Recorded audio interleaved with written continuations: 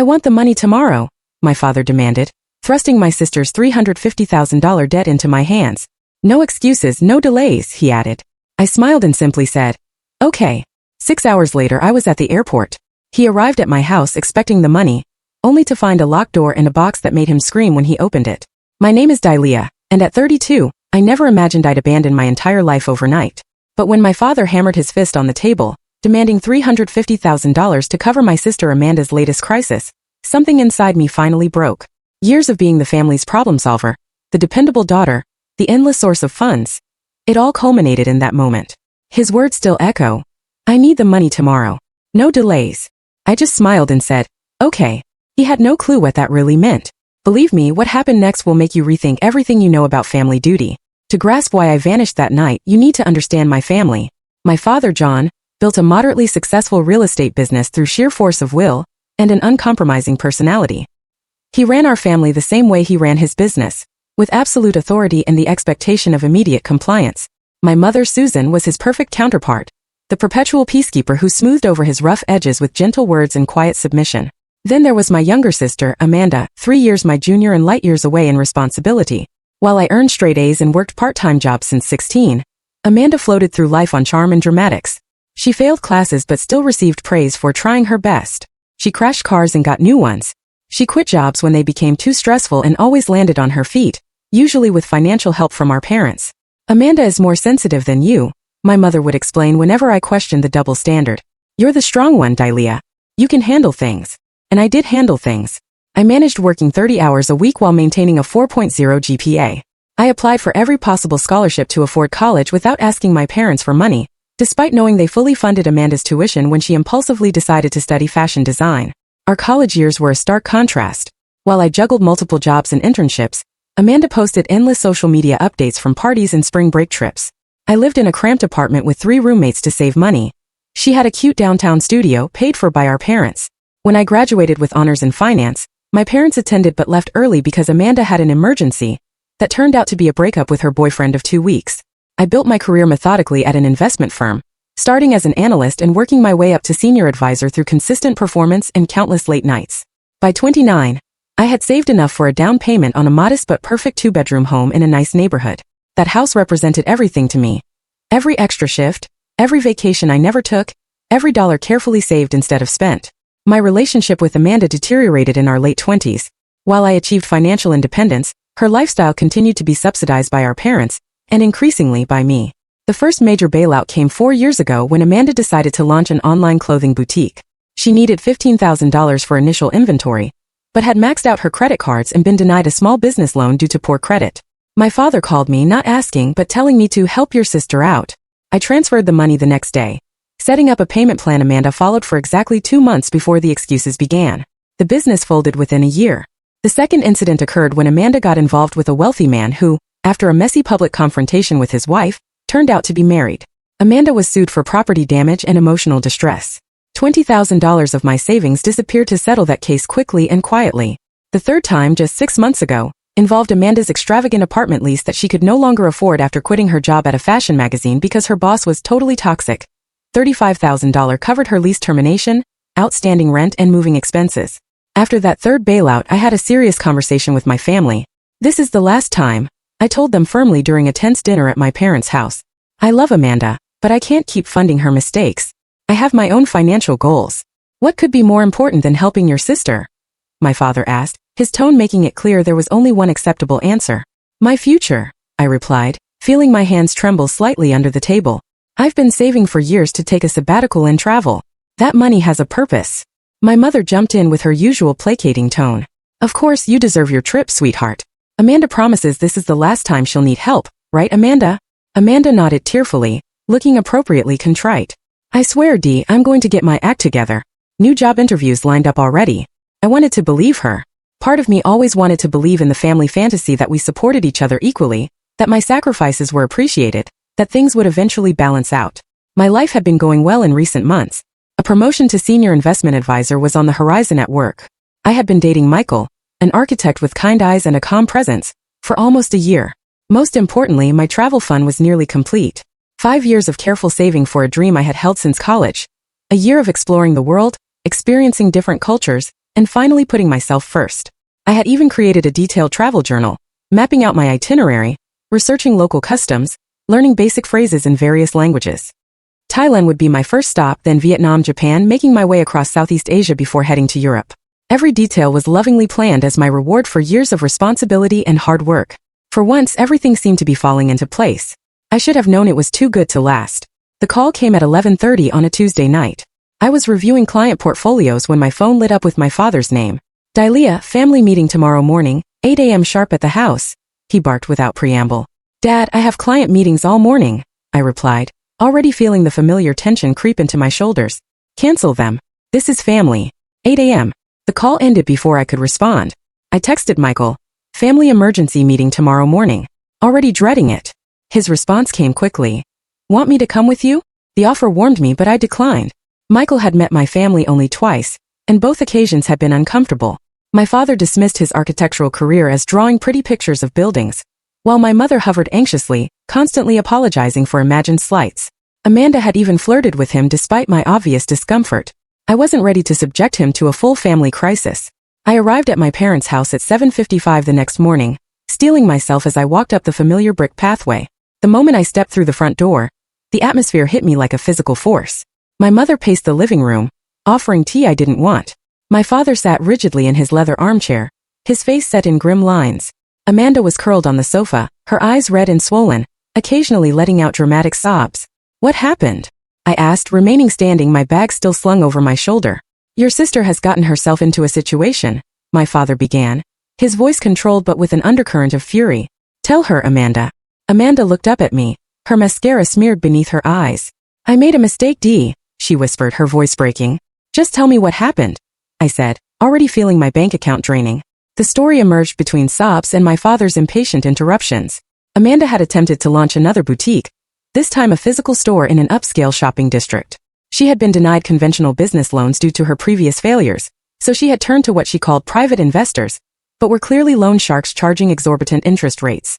350,000, and my father finally stayed, looking directly at me. That is what she owes, and they want it within 2 days. The amount hit me like a physical blow. Are you serious? What could possibly cost that much? Retail space renovation, premium inventory, marketing campaign, Amanda muttered. The interest built up quickly when I missed the first payment. These are not people you want to owe money to, my father continued. They've made threats, legal action at minimum, but they implied worse. I looked at my mother, who was now wringing her hands. Why not go to the police if they're threatening her? And have Amanda's reputation ruined? Have our family name dragged through the mud? My mother exclaimed. Your father has worked decades to build his standing in this community. Of course, the family reputation mattered more than actual safety, or heaven forbid, Amanda facing consequences. I'm trying to liquidate some assets, my father continued, but most of my capital is tied up in developments that cannot be easily converted to cash, especially not in 48 hours. My mother added, we would never ask if there was any other way, sweetie. But they weren't asking. Not really. The expectation hung in the air, unspoken but unmistakable. I was the solution again. What about the business itself? The inventory? I suggested, desperately seeking alternatives. Worthless. My father dismissed with a wave. The lease is underwater, and the merchandise was mostly on consignment, so there is literally nothing to show for $350,000? I asked, incredulity creeping into my voice. Amanda started crying harder. I tried, Dee. I really thought it would work this time. I had clients interested, but then supply chain issues delayed everything, and the contractors went over budget with the renovations. I tuned out her excuses, a familiar script I had heard variations of for years. Meanwhile, my father's eyes never left me, calculating.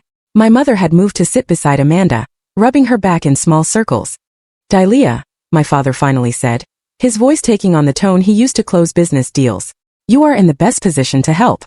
Your investment portfolio is substantial, and you have your travel fund. The casual mention of my travel fund sent a chill through me.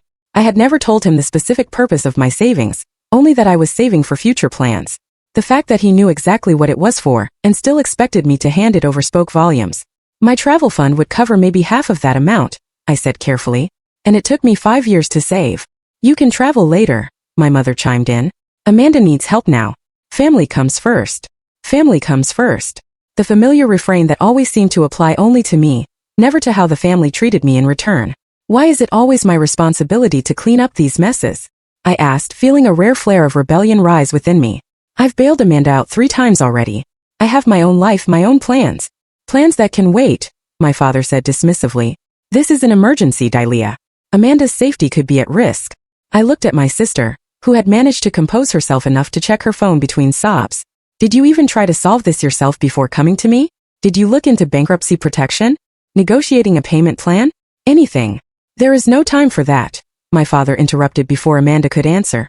These people want their money now. And that was when I knew with absolute certainty that nothing would ever change. This pattern would repeat endlessly throughout our lives. Amanda would create disasters, and I would be expected to sacrifice whatever necessary to fix them. The realization settled over me like a heavy blanket, smothering, but also oddly clarifying. Something fundamental shifted inside me in that moment, though I kept my expression neutral. I need time to think, I said, reaching for my bag. I cannot just liquidate my entire investment portfolio instantly. You have until tomorrow morning, my father stated, not a request but a command. As I turned to leave, Amanda finally looked up from her phone. I'm really sorry, Dee, she said, but her eyes held the same entitled expectation I had seen countless times before. I nodded without replying and walked out, the weight of their expectations following me like a shadow. I didn't make it home before my phone rang again. My father, no doubt calling to ensure I was already working on the money transfer. No doubt, Dalia. I expect solutions, not evasion, he said immediately when I answered. I'm trying to figure out what's possible, I replied, parking in front of my house. $350,000 isn't pocket change, Dad. I can't just withdraw that on a whim. This isn't a whim. This is your sister's well-being. His voice hardened. I need the money tomorrow. No delays. Dad, be reasonable. Even if I agreed to this, which I haven't, financial institutions have withdrawal limits. There are processes. Figure it out. He cut me off. You work in finance. Use your connections. I took a deep breath. What about other options? You could take a second mortgage on your house. Amanda could sell her car, her designer wardrobe. His laugh was cold. The house is already leveraged for business purposes, and Amanda's possessions would barely make a dent in this amount. Then what about a formal loan from a bank with a cosigner? No time and a paper trail would complicate things. Translation. He didn't want official documentation of this disaster. Image management as always. Dad, I said carefully. This is my future we're talking about, my entire savings. And what's more important? Your vacation or your sister's safety? The way he framed it was manipulative, designed to make me feel selfish for any hesitation. It's not just a vacation, I insisted. It's a life plan I've worked toward for years. My entire career has been building to this sabbatical. So you can take selfies at tourist traps? He scoffed. Be serious, Dalia. This is a real crisis. His dismissal of my dream stung more than I wanted to admit. I could help with part of it, I offered as a compromise. Maybe $50,000. You could cover the rest. This is not a negotiation, he stated flatly. Your sister needs $350,000 by tomorrow, and you are going to provide it. And if I can't or won't? The words slipped out before I could reconsider. The silence on the other end was brief but charged. Then you are not the daughter I raised. Family takes care of family, Dalia. Your mother and I have given you everything. Put you through college, supported your career. I nearly laughed at the blatant revision of history. Dad, I put myself through college scholarships and jobs. You paid for Amanda's education, not mine. We gave you a roof over your head growing up, food, opportunities. Basic parenting is not a debt I need to repay with my entire financial future, I replied, surprising myself with my boldness. I see how it is, he said, his voice dangerously quiet. When we need you, suddenly we're not good enough parents. After everything we've done, your mother is devastated by your selfishness right now. The emotional manipulation was so transparent that it almost lost its power. Almost. I need time to think, I repeated. 24 hours, Dalia. Then I expect you at our house with the money, or don't bother coming at all. You will no longer be my daughter. The call ended and I sat in my car, hands shaking. The ultimatum echoed in my head. No longer his daughter. The threat should have devastated me, but instead, I felt an unexpected wave of relief. I finally went inside, dropping my keys on the counter and slumping onto the couch. My phone immediately lit up with text from my mother. Your father is just stressed, sweetheart. He doesn't mean to be harsh. Amanda is crying again. She feels terrible for putting you in this position. We know it's a lot to ask, but family always comes through for each other. Please call me back. We can figure this out together. The messages continued, alternating between guilt trips and placations. I silenced my phone and stared at the ceiling, feeling the weight of my family's expectations pressing down on me like a physical force. Later that evening, as I researched what liquidating my portfolio would actually entail, my doorbell rang. My father stood on the porch, his face set in determined lines. I thought we could discuss this like adults, he said, pushing past me into the house without waiting for an invitation. There's nothing to discuss, I replied, closing the door. You've made your position clear. He surveyed my living room with critical eyes before turning to face me. I want you to understand the severity of the situation. These people Amanda borrowed from are not playing games. I understand perfectly. Amanda made terrible decisions and now expects everyone else to save her, as always. His face flushed. You've always been jealous of your sister. The accusation was so absurd I actually laughed. Jealous of what? Her inability to hold a job, her mounting debt, her complete lack of responsibility. Of her spirit, her creativity. The fact that she takes risks while you play everything safe. Those risks seem to be costing $350,000 at the moment, I pointed out. He waved a dismissive hand. Money can be replaced, family cannot. Exactly my point, I agreed. Yet, you're willing to disown me over money. He stepped closer, his voice lowering. I need the money tomorrow, no delays. I've already told these people we'll have it. The presumption was staggering. He had guaranteed my money without even speaking to me first. You had no right to make promises on my behalf, I said, feeling a strange calm settle over me. I had every right. I am your father. That doesn't give you ownership of my finances. It gives me the right to expect support in a family crisis, he shouted, his control finally slipping. After everything we've done for you, this is how you repay us? With selfishness and arguments, when your sister could be in danger. I looked at this man. My father really looked at him, perhaps for the first time in my adult life. I saw not the imposing figure of my childhood, but someone smaller, someone who controlled through fear and obligation rather than respect and love. I will think about it, I said quietly. Now please leave. I need to make some calculations. He stared at me for a long moment, then nodded stiffly. Tomorrow morning, Dalia. 9 a.m. at our house with the funds, or don't bother coming at all. After he left, I sat in silence for nearly an hour, thoughts racing through my mind. Then with sudden clarity, I smiled and whispered to my empty living room. Okay. I didn't sleep that night, not a single minute. Instead, I sat cross-legged on my bed with 5 years of travel journals spread around me. Detailed itineraries, language notes, cultural research, budgets carefully calculated and recalculated. 5 years of dreams meticulously documented. Tears fell occasionally as I flipped through the pages, but they weren't the desperate tears of someone trapped. They were morning tears, acknowledging what was ending and what might be beginning. The wall opposite my bed featured a large world map with colorful pins marking my planned destinations. Thailand, Vietnam, Japan, Indonesia, continuing across continents. I had visualized this journey so many times, imagining myself growing, learning, discovering parts of myself that had never had space to emerge within the confines of my family's expectations. Around 3 o'clock in the morning, staring at that map, something crystallized within me. A realization so clear it felt almost like a physical sensation. I didn't owe them my future anymore. The constant weight of being the responsible one, the reliable one, the fixer, had been so normalized I had never fully questioned it. But now, faced with the demand to sacrifice everything I had worked for, the absurdity of the pattern became impossible to ignore. Amanda would never change as long as she was shielded from consequences. My parents would never see me as anything but a resource as long as I allowed it. This cycle would repeat forever unless someone broke it. That someone would have to be me. The plan formed with surprising speed and clarity. Not just an emotional reaction but a strategic decision. I would not give them the money. I would not show up for the 9 a.m. ultimatum. I would not continue to participate in this dysfunction. I would disappear. Not forever, not burning every bridge, but long enough to establish boundaries that had never before existed in my family. I would take the journey I had planned, starting immediately rather than waiting for the original departure date 3 months from now. A curious calm settled over me once the decision was made. I showered, made coffee, and began making lists with methodical precision. What to pack, what to store, bills to prepay, people to notify. At 7 a.m. I called Michael. His voice was groggy with sleep, but he quickened to alertness as I explained the situation. Your father actually threatened to disown you if you don't give them the money, he asked, disbelief evident in his tone. Yes, and the strangest part is how little that threat hurts, I admitted. It's like it finally gave me permission to choose myself for once. What are you going to do? I took a deep breath. I'm going to take my trip starting today. I can't be here for their 9 a.m. deadline because I know they'll wear me down eventually.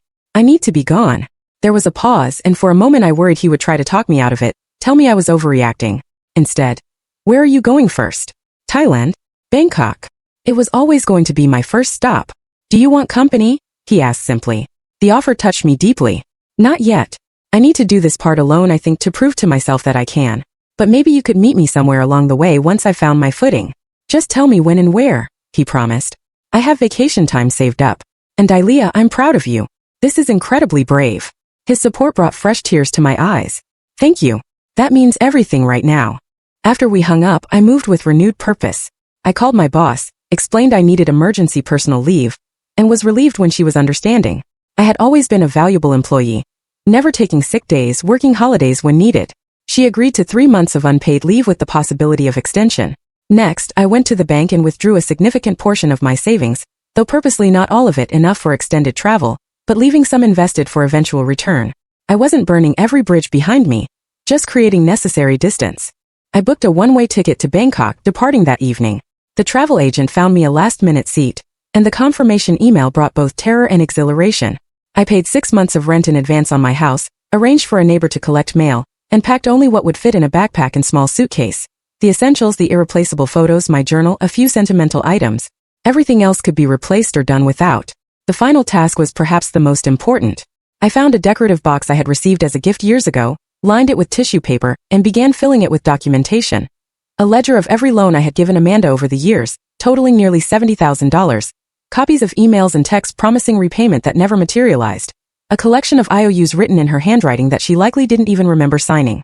Then I wrote a letter. It took 3 attempts to get the tone right. Not angry but clear. Not vindictive but honest. I explained why I couldn't continue in the role assigned to me. I expressed love despite necessary separation.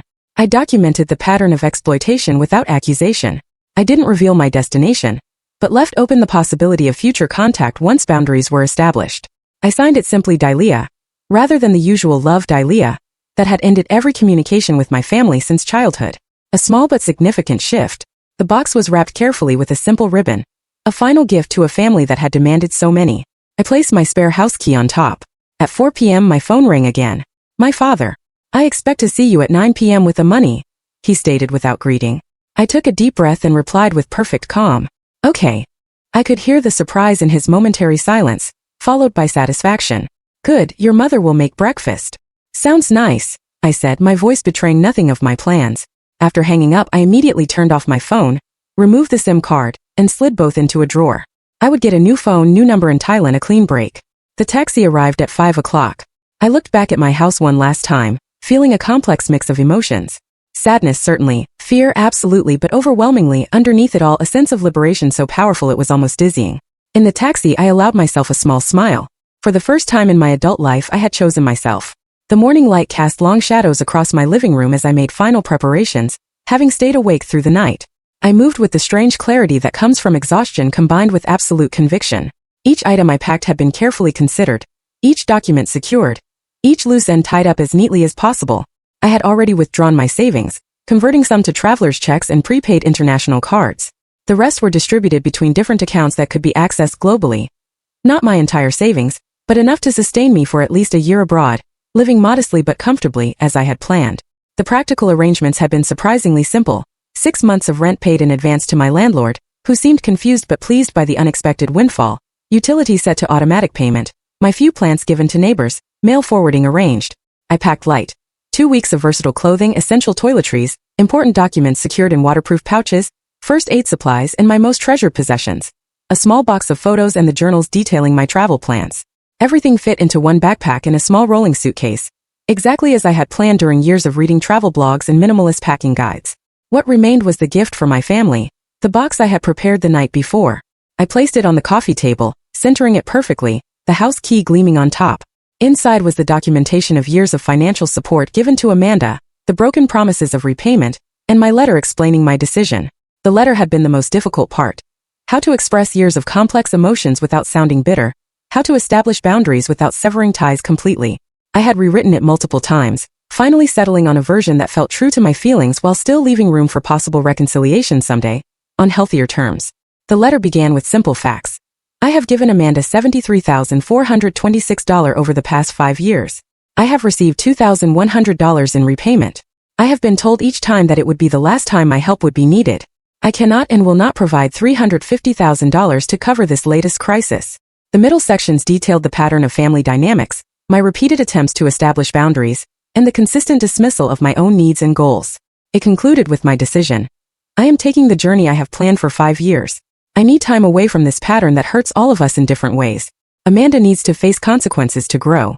You need to recognize that protecting her from those consequences has only enabled destructive behavior. I need to discover who I am outside the role of family fixer. I love you, but I cannot continue like this. I will be in touch when I am ready. I didn't specify where I was going or for how long. That uncertainty was necessary protection against my father's controlling tendencies and my own potential weakness, if faced with enough emotional manipulation. I walked through my home one final time, a space that represented so much hard work and independence. My first real achievement as an adult, purchased with my own money, decorated to my own taste. I ran my fingers along the bookshelves, straightened a photo frame, adjusted a throw pillow small, meaningless gestures of farewell. At exactly 8:55, 5 minutes before I was expected at my parents' house with the money, my phone rang. My father, no doubt calling to make sure I was en route with the funds. I answered with steady composure. Hello, Dad. Are you on your way? No greeting, no pleasantries. Everything is being taken care of, I replied, the careful phrasing technically true while revealing nothing. Good. Your mother is making those blueberry pancakes you like. The attempt at normalcy, at pretending this was just a regular family breakfast rather than financial extortion, almost made me laugh. I will handle everything, Dad, I said, the double meaning clear only to me. See you soon. He hung up without waiting for my response. I turned off my phone immediately after, a symbolic act that felt surprisingly powerful, the ability to simply disconnect, to choose silence over the constant barrage of demands and guilt. Outside, the taxi arrived precisely on schedule. The driver helped load my luggage, commenting on my traveling light, assuming I was taking a short business trip. I smiled without correcting him and took one last look at my house before closing the door, testing that it was locked. I placed the box with the letter carefully on the welcome mat, positioned where it couldn't be missed. The ride to the airport passed in contemplative silence, the familiar streets of my neighborhood, then the highway, then the approach to departures, signs for international flights, each mile increasing the distance between the old Dalia and whoever I might become. At the airport, I moved through check-in with mechanical efficiency. Yes, one-way ticket. No return flight yet. Passport, boarding pass, security screening. The practice choreography of modern travel carrying me forward. Sitting at the gate, I finally allowed myself to fully process what I was doing. Leaving behind my job temporarily, my home maintained, my relationship paused, not ended, and my family complicated. Was I overreacting? The doubt crept in as the boarding process began. $350,000 was an enormous sum. But was it worth this dramatic exit? Then I remembered my father's dismissive tone when discussing my dreams, the casual way he expected me to surrender 5 years of planning and saving, the complete absence of gratitude for past help, the threat of disowning me for having boundaries, the years of enabling Amanda's irresponsibility while demanding perfect responsibility from me. No, this was not an overreaction. This was long overdue self-preservation. My seat was by the window, offering a view of the fading American landscape as we took off. As the plane gained altitude, I imagined my father arriving at my house, expecting to find me with a check in hand, perhaps contrite for my earlier resistance, finding instead a locked door and a box of truths never before assembled so clearly. I could picture his face as he read the letter, the initial anger, the sputtering indignation, the disbelief that I had actually defied him, the slow realization that his control had limits. Somewhere over the Pacific, I sent a single text to Michael from the airplane Wi-Fi using my tablet to avoid turning on my phone. I did it. I'm free. His response came minutes later. Safe travels. The world is waiting for you. So am I. Whenever you're ready. I leaned back against the headrest, closed my eyes, and for the first time in days I slept peacefully. 9 a.m. arrived at my abandoned house with predictable results. My father, punctual to a fault, pulled into the driveway, expecting to find me waiting with the money, perhaps apologetic for my earlier reluctance. Instead, he found a locked door, my car conspicuously absent, and a box placed precisely in the center of the welcome mat. I learned the details of what happened next from Michael, who heard from a mutual friend living 2 houses down from me. According to this neighbor, my father knocked repeatedly, then tried calling my phone, growing visibly agitated when it went straight to voicemail. Eventually, he noticed the box with the key on top, opened it right there on the porch and began reading the contents. His face reportedly transformed from annoyance to disbelief to pure rage. He shouted my name loud enough to draw attention from people walking their dogs. He slammed his fist against my front door, causing the decorative wreath to fall to the ground. She cannot do this, he yelled to no one in particular. She cannot just leave. But I had done exactly that. I was already thousands of miles away, my plane crossing the international date line as he stood fuming on my porch. My father used the key to enter my house, presumably searching for clues to my whereabouts, or perhaps hoping to find me hiding inside. He emerged 20 minutes later, face flushed, clutching the box and my letter. The emergency family meeting that followed must have been chaotic. My mother called Michael in tears, asking if he knew where I was, if I had mentioned any crazy plans. He truthfully told her he knew I needed space and respected my decision, but offered no details about my location. She abandoned her family, my mother sobbed. How could she be so selfish when Amanda needs her? Michael, to his eternal credit, replied simply, maybe the question should be why Delia felt she had no choice but to leave. Their reaction followed predictable patterns. My father raged, threatened to report me missing to the police, though as a 32-year-old adult who had left a clear explanation, there was nothing to report. My mother alternated between tears and increasingly desperate attempts to locate me. Amanda, according to Michael, seemed more confused than anything, genuinely baffled that I had refused to rescue her yet again. The deadline for Amanda's debt came and went. What happened next was necessary though difficult. Without my bailout, my father was forced to liquidate 2 investment properties he had been holding for appreciation. The sale, rushed and below market value, covered most but not all of the debt. The remainder came from my parents' retirement savings, a fact that Michael reported with no small amount of satisfaction. They had the resources all along, he told me during one of our weekly secure email exchanges. They just preferred to use yours instead. My first days in Bangkok were a strange mixture of exhilaration and guilt. The vibrant chaos of the city provided constant distraction, the humid heat and unfamiliar sounds creating a sensory experience so different from home that it was impossible to dwell too much on what I had left behind. I stayed in a modest but clean hotel in a neighborhood away from the main tourist areas, eating street food, visiting temples, and slowly adjusting to the reality of what I had done. Each morning brought momentary panic, followed by growing confidence. I was managing. I was surviving. Eventually, I began to believe I might actually thrive. I established routines. Morning tea at a local shop where the owner gradually began recognizing me and practicing his English. Afternoons exploring different districts of the sprawling city. Evenings writing in my journal, processing the complex emotions that surfaced in quiet moments. The guilt never disappeared entirely, but it evolved into something more nuanced than simple regret.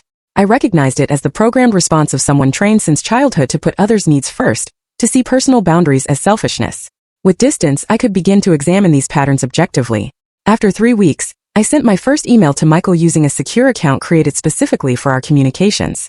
I shared practical details. My safe arrival, my accommodations, my initial impressions of Thailand. I asked about his life, his work, careful to avoid direct questions about my family that might put him in an awkward position. His response came within hours, warm and supportive without pressure.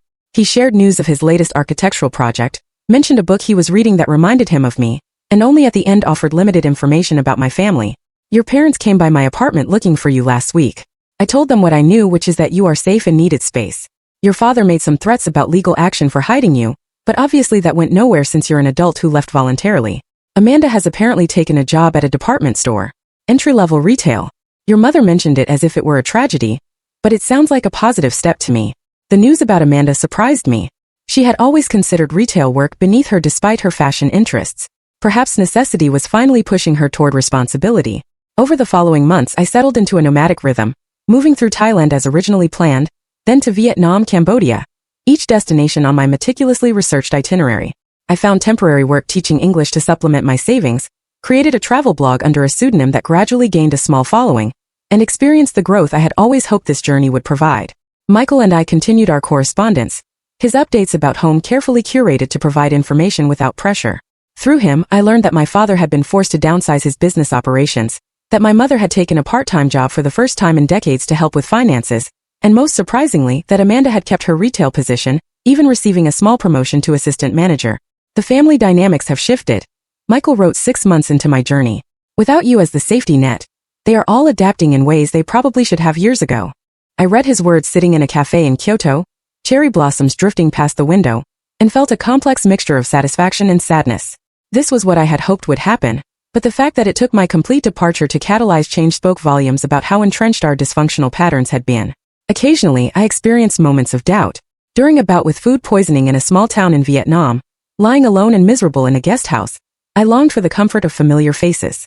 When celebrating my 33rd birthday with strangers at a hostel in Taiwan, I felt a pang of loneliness despite their kindness. But these moments passed, and each time I emerged stronger, more confident in my ability to navigate the world independently. The woman who had spent decades being reliable for everyone else discovered she could be reliable for herself as well. Michael joined me for 2 weeks in Japan, a slightly awkward but ultimately wonderful reunion that confirmed our connection had survived the separation. We parted with promises to meet again in Europe, our relationship evolving into something different, but perhaps more balanced than before. Almost exactly 9 months after my departure, an email arrived from an unfamiliar address. The subject line read simply, "From your mother."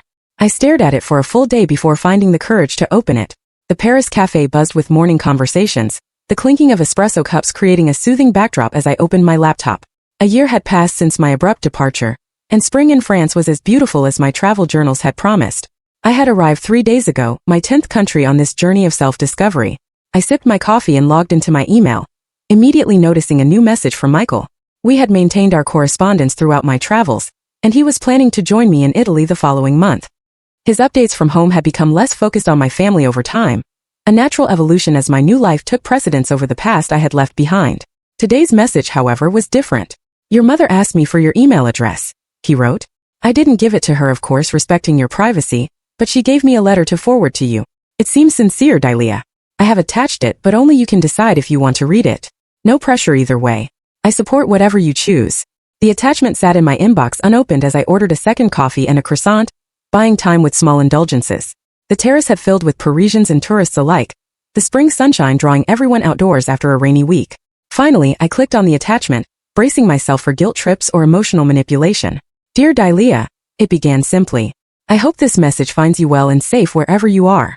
I have started this letter 100 times over the past year and discarded every attempt. What could I possibly say that would matter after everything that happened? But today I realize that perhaps the most important thing is simply to acknowledge the truth, even if it changes nothing between us. I paused, surprised by the tone.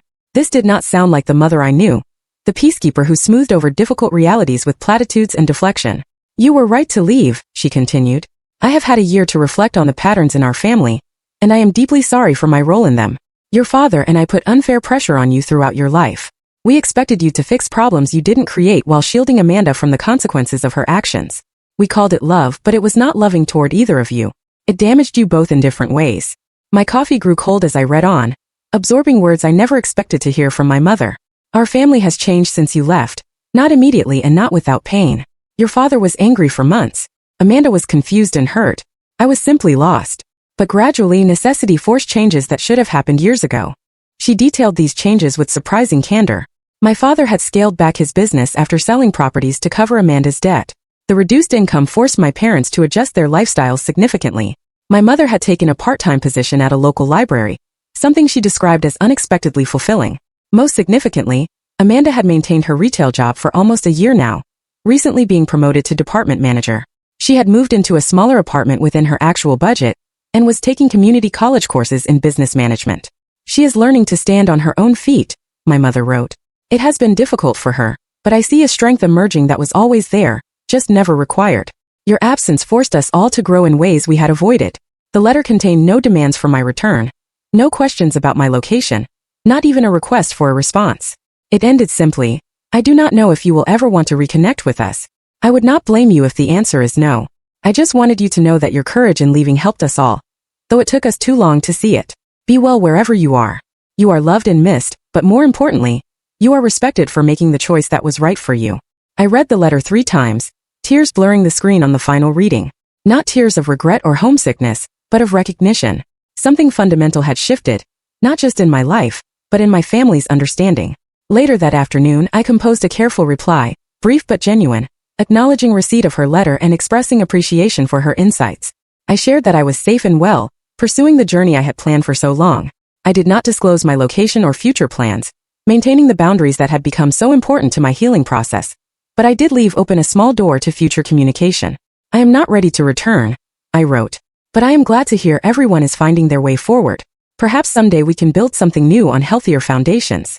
3 days later, Michael arrived in Paris as planned, his familiar smile at the airport gate bringing a rush of joy. We spent the afternoon at a sidewalk cafe near Notre Dame, catching up on the months since we had last seen each other in person. Your mother showed me her letter before I forwarded it, he admitted over wine and cheese. Hope that was okay. I wanted to make sure it wouldn't hurt you. It was surprisingly healing, I replied. For the first time she actually saw me, not as a resource or a solution, but as a person with my own needs and boundaries. People can change when they have to, Michael observed, though it usually takes something dramatic to break established patterns. Like disappearing overnight, I said with a small smile. Exactly like that. We spent 2 weeks together in Paris, then traveled south to the French Riviera. Our relationship had evolved into something stronger during my time away, the foundation shifting from proximity and convenience to genuine choice and deliberate connection. As we watched the Mediterranean sunset one evening, Michael asked the question that had been hovering unspoken. Do you ever think about going back? Not to the old situation but to see the changes for yourself. I considered carefully before answering. Sometimes, not out of obligation anymore but curiosity to see these new versions of my family, to determine if the changes are genuine and sustainable. And if they are, then perhaps we could build new relationships adult to adult with respect and boundaries. But I'm not ready yet. You'll know when you are, he said simply, his hand finding mine on the weathered wood of the boardwalk railing. The journey I had planned for a year extended to 15 months as I continued exploring Europe, occasionally joined by Michael during his vacation time. My remote work teaching English online provided sufficient income to supplement my savings, and my travel blog had developed a modest following that occasionally led to free accommodations in exchange for reviews. Throughout this time I maintained sparse but civil communication with my mother via email. Basic life updates, no deep emotional exchanges, but no hostility either. A tentative rebuilding of trust through consistent respectful boundaries. The lessons of my journey crystallized over time, becoming clearer with distance and perspective. First, that healthy boundaries are not selfish but essential. The constant sacrifice of self for others creates not harmony but dysfunction. True family support should be reciprocal and respectful, not one-sided extraction. Second, that sometimes love means walking away. My departure, though painful, ultimately catalyzed positive change for everyone involved. Had I stayed and continued enabling the established patterns, we all would have remained trapped in our respective roles. Third, that self-care is not an indulgence but a necessity.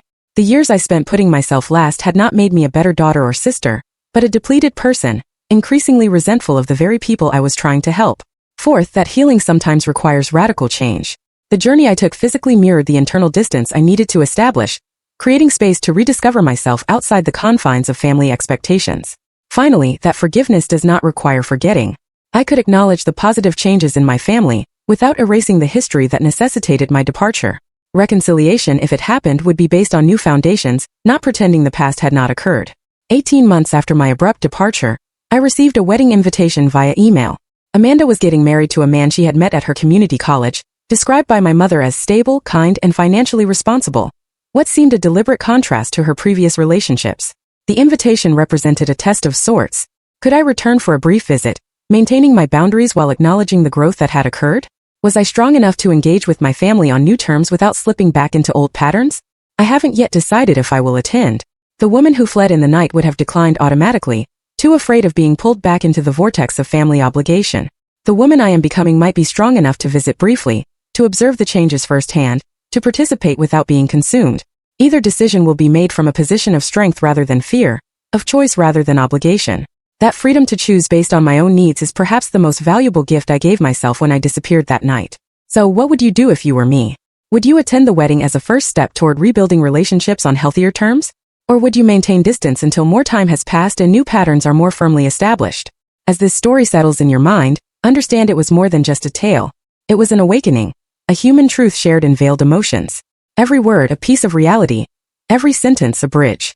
It's here that stories breathe their magic, stirring your soul, provoking unspoken fears and buried desires. This is the power of these tales. Digital confessions whispered into the void, where anonymity allows truth to emerge and every viewer becomes a keeper of secrets too heavy to carry alone. This trembling echo of someone else's reality becomes part of your own narrative, intertwining with your thoughts, awakening curiosity, the hunger to know what lies beyond. So hold on to this feeling, this electric thread of wonder and unease. It connects us all across the vast web of human experience. If your heart raced, if your mind lingered, then you know the story has done its work. Before you step away, remember, every story here is an invitation to look deeper, to listen harder, to embrace the darkness and the light. If you found yourself changed, honor this connection by keeping the flame alive. Like this video if the story resonated with you. Subscribe to join our community of seekers, and ring the bell to be the first to hear the next confession, the next revelation. Here we don't just tell stories, we summon them. We become vessels for the forgotten, the hidden, the unspoken. And you, dear listener, have become part of this ritual. Until the next tale finds you, keep your senses sharp, your heart open, and never stop chasing the whispers in the silence. Thanks for watching. Take care. Good luck. This story, like many new experiences and moments on Reddit, reminds us that everyone has a unique journey. We all try to understand the world in our own way, experiencing happiness, sadness, and always learning. If you enjoyed it, please share it. Your feedback motivates us to create better content, helping us understand diverse perspectives. You can also share your stories with us. We aim to create content that brightens your mind and offers new ideas every time. Your feedback helps us improve and bring new perspectives to our viewers. This video is just an example of how we connect through storytelling, learning about different sides of life. We hope to continue sharing stories that help us all learn and grow together. Thank you for your time, and don't forget to keep an eye out for more stories coming soon. If you haven't already, please like and follow for more amazing content. Your support keeps us going. Until next time, take care and stay curious.